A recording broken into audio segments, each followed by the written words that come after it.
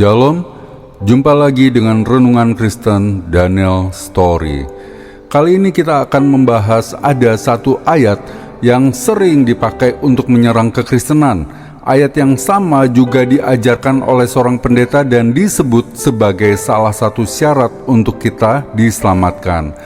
Tapi sebelum membahas lebih dalam masalah ini, saya mau membuat satu pernyataan terlebih dahulu bahwa syarat keselamatan hanya ada satu. Sekali lagi saudara, hanya ada satu, yaitu melalui percaya dan iman kepada Tuhan Yesus. Dengan kata lain, kita harus menerima Yesus sebagai Tuhan dan Juru Selamat pribadi kita. Kita buka di Yohanes 14 ayatnya yang ke-6. Saya bacakan untuk kita semua. Kata Yesus kepadanya, "Akulah jalan dan kebenaran dan hidup. Tidak ada seorang pun yang datang kepada Bapa kalau tidak melalui Aku." Kemudian kita buka juga di Kisah Para Rasul 4 ayatnya yang ke-12. "Dan keselamatan tidak ada di dalam siapapun juga selain di dalam Dia. Sebab di bawah kolong langit ini tidak ada nama lain yang diberikan kepada manusia yang olehnya kita dapat diselamatkan." Siapakah yang dimaksud dengan Dia pada ayat tersebut? Dia adalah Yesus. Ini bisa saudara ketahui dari ayat sebelumnya, yaitu ayat 10 dan 11 yang memang sedang berbicara tentang Tuhan Yesus.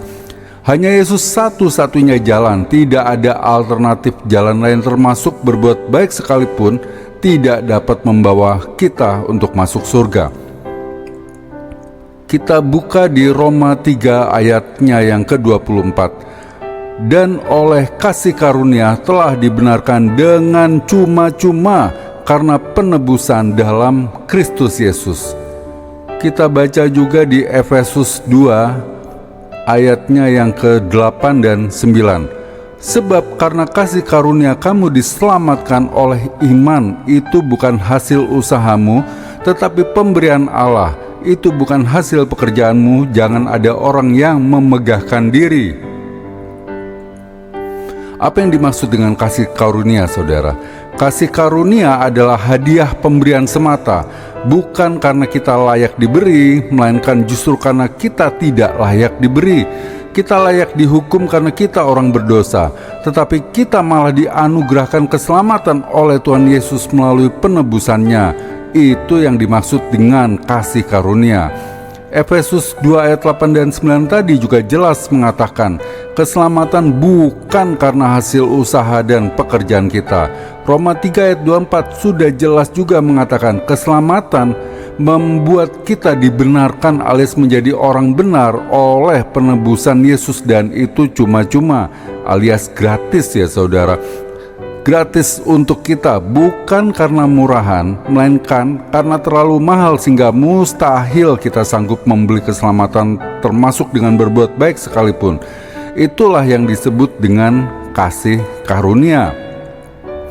Kita masuk dalam pembahasan utama kita. Ayat manakah yang tadi di awal saya maksud sering digunakan untuk menyerang kekristenan dan belakangan ini juga dipakai oleh seorang pendeta besar untuk mengajarkan bahwa syarat keselamatan ada 3.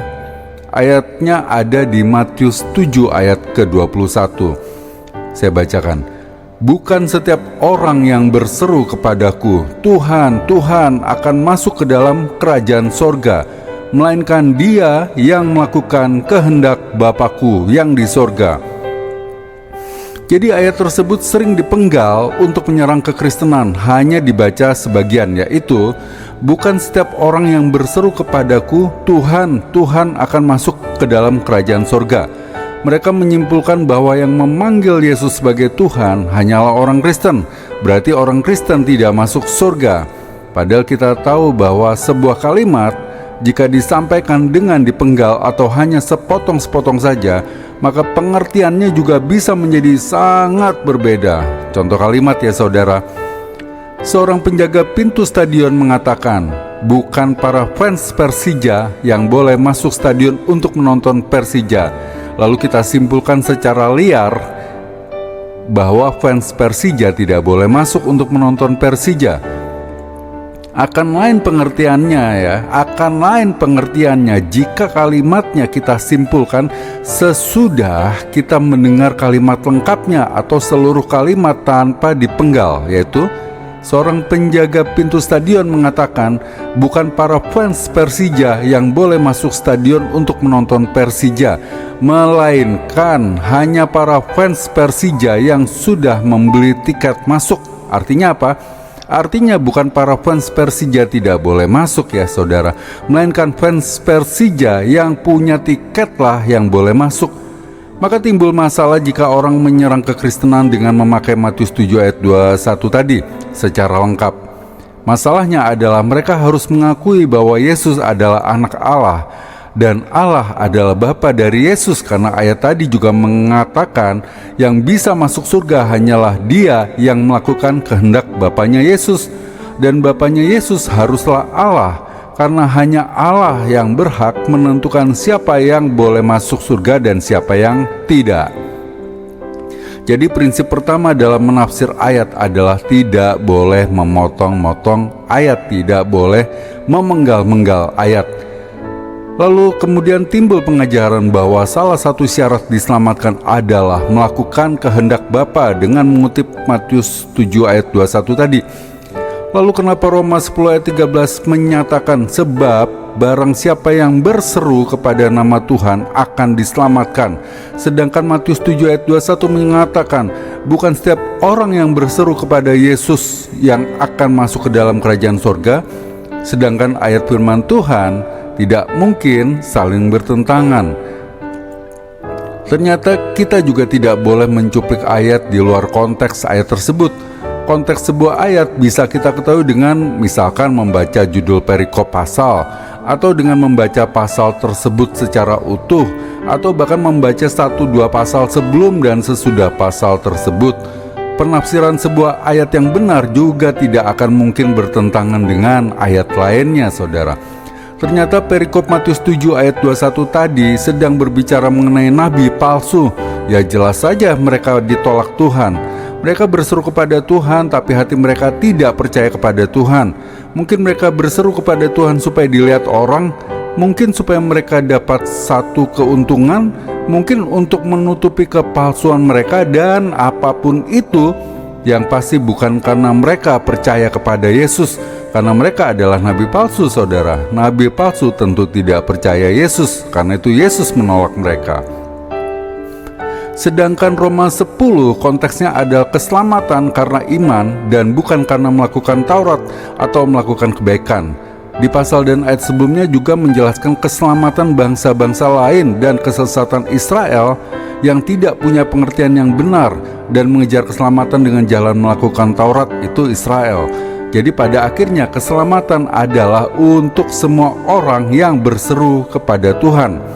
Jadi yang jadi masalah, apa bedanya orang yang berseru di Matius 7 ayat 21 dengan orang yang berseru di Roma 10 ayat 13? Bedanya di Matius 7 ayat 21 konteks yang berseru itu adalah nabi palsu. Sedangkan di Roma 10 yang berseru adalah orang yang percaya Yesus. Orang yang percaya Yesus adalah Tuhan dan percaya bahwa Yesus telah dibangkitkan dari kematian. Nabi palsu tidak percaya itu, saudara. Kita buka di Roma 10 ayat 9 pembuktian yang tadi ya, saudara ya. Sebab jika kamu mengaku dengan mulutmu bahwa Yesus adalah Tuhan dan percaya dalam hatimu bahwa Allah telah membangkitkan dia dari antara orang mati, maka kamu akan diselamatkan. Lalu jika keselamatan hanyalah anugerah semata, kenapa Matius 7 ayat 21 tadi mengatakan bukan setiap orang yang berseru kepadaku Tuhan, Tuhan akan masuk ke dalam kerajaan surga, melainkan dia yang melakukan kehendak Bapakku yang di surga. Sekali lagi kata kuncinya melakukan kehendak Bapa. Tahukah saudara bahwa tidak semua kehendak Allah selalu harus berurusan dengan masuk tidaknya kita ke surga? Contoh, Allah ingin kita makan makanan sehat. Apakah berarti makanan sehat akan membawa kita masuk surga? Tentu tidak. Allah ingin kita disembuhkan dari penyakit kita. Apakah jika fisik kita sakit berarti roh kita nanti tidak bisa masuk surga? Ya tentu tidak juga, saudara. Atau mungkin secara spesifik, Allah menghendaki saya memiliki rumah karena memang merupakan kebutuhan dan saya pun sudah mendoakannya.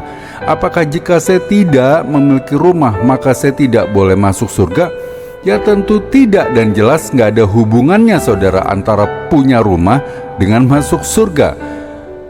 Jadi kehendak Allah yang bagaimana yang harus kita lakukan supaya kita bisa masuk surga, dan apa yang harus kita lakukan tersebut? Jawabannya ada di Yohanes 6 ayat 28 dan 29. Ayat 28, lalu kata mereka kepadanya, apakah yang harus kami perbuat supaya kami mengerjakan pekerjaan yang dikehendaki Allah? Ayat 29, jawab Yesus kepada mereka, inilah pekerjaan yang dikehendaki Allah, yaitu hendaklah kamu percaya kepada Dia yang telah diutus Allah. Jadi jelas ya saudara, kehendak Allah yang berhubungan dengan masuk surga adalah percaya kepada Yesus. Hanya itu saja saudara. Kemudian di 2 Petrus 3 ayat 9, Tuhan tidak lalai menepati janjinya sekalipun ada orang yang menganggapnya sebagai kelalaian. Tetapi Ia sabar terhadap kamu karena Ia menghendaki supaya jangan ada yang binasa, melainkan supaya semua orang berbalik dan bertobat. Jadi jelas Allah menghendaki supaya kita tidak binasa. Dengan kata lain, Allah menghendaki agar kita diselamatkan dan supaya semua orang berbalik kepada Allah dan bertobat. Itulah kehendak Allah yang berhubungan dengan masuk surga saudara. Tetapi masalahnya bertobat yang bagaimana? Bertobat dengan menerima Yesus sebagai Tuhan dan Juru Selamat pribadi kita. Itu pertobatan yang Tuhan mau. Seperti penjahat yang disalibkan di samping Tuhan Yesus, dia melakukan pertobatan dengan jalan percaya kepada Yesus. Dia tidak sempat berbuat baik untuk menebus dosanya. Dia tidak sempat mengakui semua dosa kesalahannya satu persatu. Dia tidak mempunyai waktu lagi untuk mengasihi sesama agar dia bisa masuk surga. Hanya satu saja yang dia lakukan, yaitu memutuskan untuk percaya kepada Yesus. Hanya itu saja yang dilakukan, dan hanya itu saja saudara bagian kita agar kita diselamatkan, yaitu keputusan untuk mengaku dan percaya bahwa Yesus adalah Tuhan.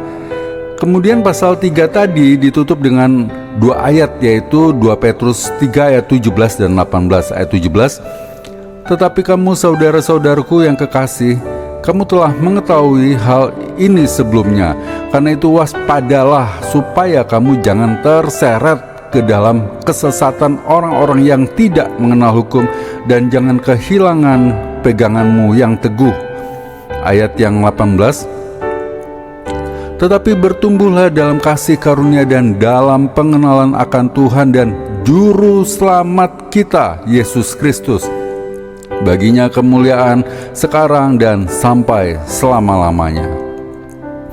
Penutup tersebut menjelaskan bahwa Yesus adalah Juru Selamat kita. Artinya, keselamatan kita dapatkan hanya melalui Yesus. Jangan mau disesatkan bahwa ada jalan lain selain Yesus. Ingat saudara, keselamatan hanyalah kasih karunia semata. Kita buka di Roma 3 ayat 24. Dan oleh kasih karunia telah dibenarkan dengan cuma-cuma karena penebusan dalam Kristus Yesus.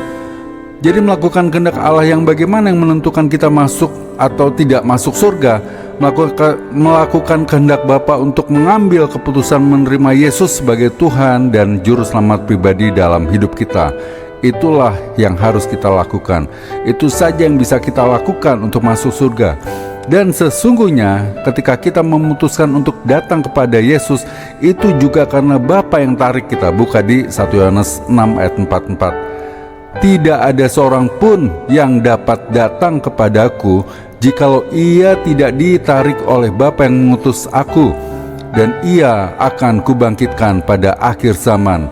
Jadi jelas saudara, bahkan tindakan yang kita lakukan untuk masuk surga itu pun ternyata adalah hasil dari pekerjaan Allah. Itu adalah inisiatifnya Allah. Itu ternyata Allah yang memulai. Jadi jelas semuanya hanya anugerah kasih karunia semata. Tuhan memberkati.